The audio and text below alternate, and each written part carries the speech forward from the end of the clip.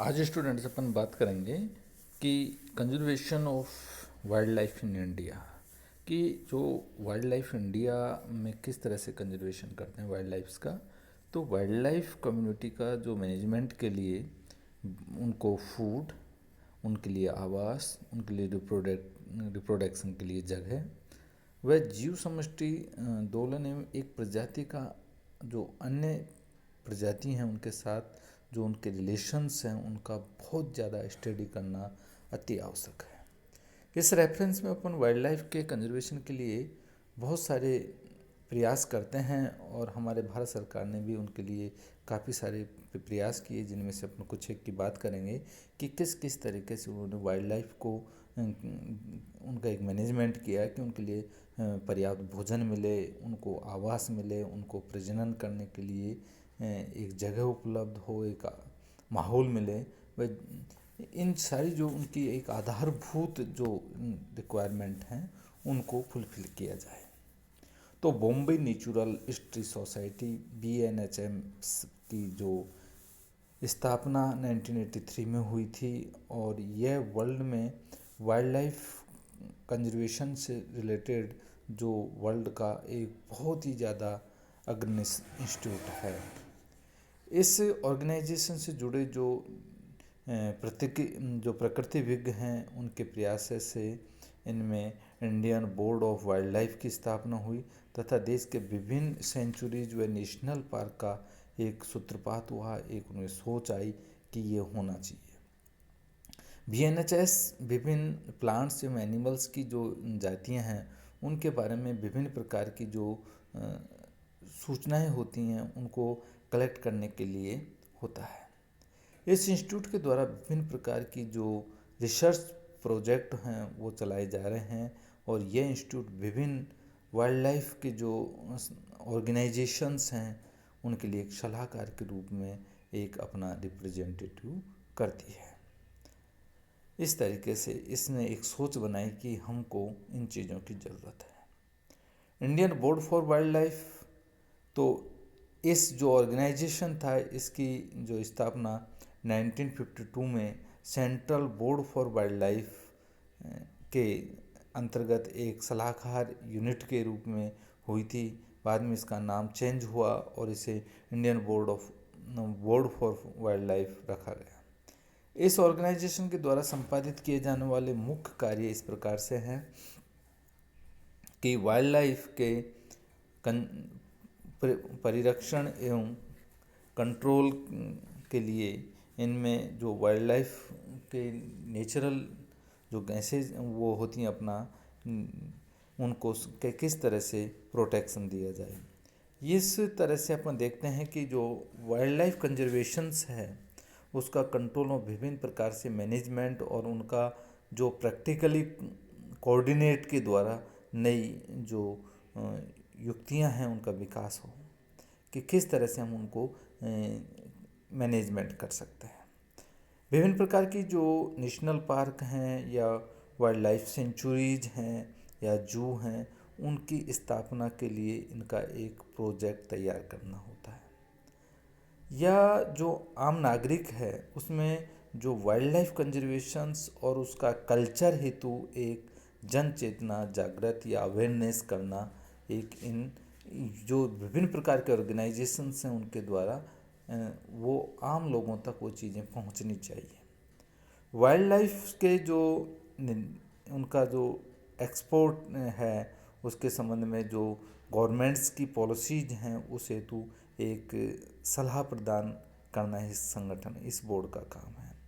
Wild life protection act 1972 का सूत्रपात इसी ऑर्गेनाइजेशन के प्रयास से हुआ था और world wildlife fund India WWLFI ये जो ऑर्गेनाइजेशंस है इसकी स्थापना international union for conservations of natures के 12वें सामान्य अधिवेशन के समय 1969 में हुई थी और वर्तमान में इसे world wide fund for nature के नाम से भी जाना जाता है। इस ऑर्गेनाइजेशन का जो स्थापना WWF का जो अंतर्राष्ट्रीय है उसकी एक शाखा के रूप में हुई थी और इस ऑर्गेनाइजेशन के द्वारा 24 कंट्रीज में जो संकटग्रस्त जो प्रजातियां हैं उनके लिए विशिष्ट उनका कंजर्वेशंस प्रोग्राम चलाए जा रहे हैं। WWF इंडिया की आधारशिला 8 ट्रस्टी के द्वारा रखी गई थी।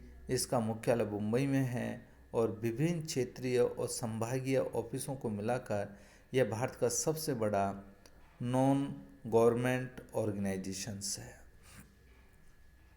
वर्तमान में यह जो ऑर्गेनाइजेशन है यह अपना कार्य वाइल्ड लाइफ इकोसिस्टम के कंजर्वेशन हेतु कर रहा है। अगला अपना था वो था trade record analysis of flora and fauna in commerce India, यानी कि यह जो ऑर्गेनाइजेशंस है इसकी जो एस्टेब्लाइज हुआ ये 1991 में और इसका जो हेडक्वार्टर है वो न्यू दिल्ली में है। और यह ऑर्गेनाइजेशन वाइल्ड लाइफ एवं इनके जो प्रोडक्ट हैं उनसे बनी जो वस्तुओं के व्यापार पर इनको कंट्रोल करता है। इस तरीके से ये जो विभिन्न ऑर्गेनाइजेशन बने और इन ऑर्गेनाइजेशनों के द्वारा हम इनको एक नया रूप देते हैं, नई तरीके से हम उनको एक कंजर्वेशन करने की जो धारणा हम लोगों में पहुंचाते हैं। अब आता है कि वाइल्ड लाइफ कंजर्वेशन वो प्रोटेक्शन से वो एक्ट क्या होता है।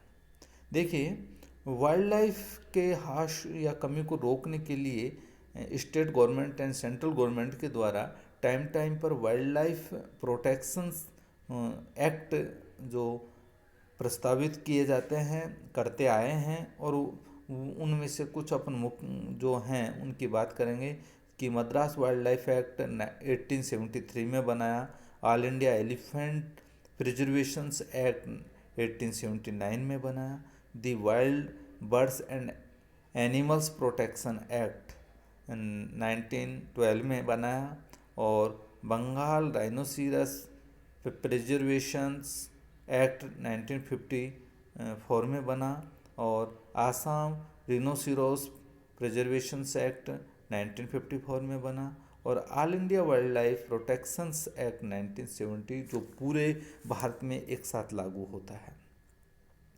तो इसमें अपन बात करते हैं कि जो इनमें बहुत सारी जो संस्थाएं हैं उनमें अपन देखते हैं कि जो 1972 में लोकसभा द्वारा प्रस्तावित जो all India wild life protection act लागू किया गया, एक कानून के रूप में पारित किया गया। जम्मू एंड कश्मीर राज्य को छोड़कर सभी राज्यों में पूरे इंडिया में इस कानून को अपनाया गया।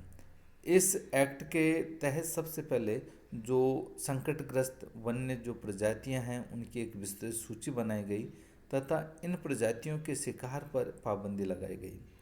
इस एक्ट के तहत जो वाइल्ड लाइफ की उत्तरजीविता के खतरे के आधार पर फर्स्ट एंड फिफ्थ तक की जो एक कैटेगरी बनाई गई और इस कानून के प्रावधान में फर्स्ट के तहत जो संकटग्रस्त प्रजातियों की पहचान की जाती है। इस एक्ट के खंड 9 के तहत वाइल्ड लाइफ के शिकार पर कंप्लीटली प्रोहिबिटेड है और इस कानून के अंतर्गत संकटग्रस्त और वन्य प्रजातियों का व्यापार भी पूर्णतया प्रतिबंधित है। सेंट्रल गवर्नमेंट के द्वारा कुछ कार्य हैं उनके लिए उनको एक फाइनेंशियल सपोर्ट उपलब्ध कराया जाता है, जैसे नेशनल पार्क एवं सेंचुरीज के मैनेजमेंट एवं प्रोटेक्शंस या सुरक्षा के प्रावधानों को मजबूत करना हो तो, और वाइल्ड लाइफ एवं वाइल्ड एनिमल्स का जो प्रोडक्ट हैं उनका अवैध व्यापार पर रोक लगाना और इनके जो संकटग्रस्त प्रजातियां उनको प्रोटेक्शन प्रदान कराना और उनके लिए जो रिप्रोडक्शन का कार्यक्रम बढ़ाना और चयनित जो जू हैं उनका डेवलप करना और वाइल्ड लाइफ से रिलेटेड जो एजुकेशन प्रोवाइड कराना, यह इनका काम होता है।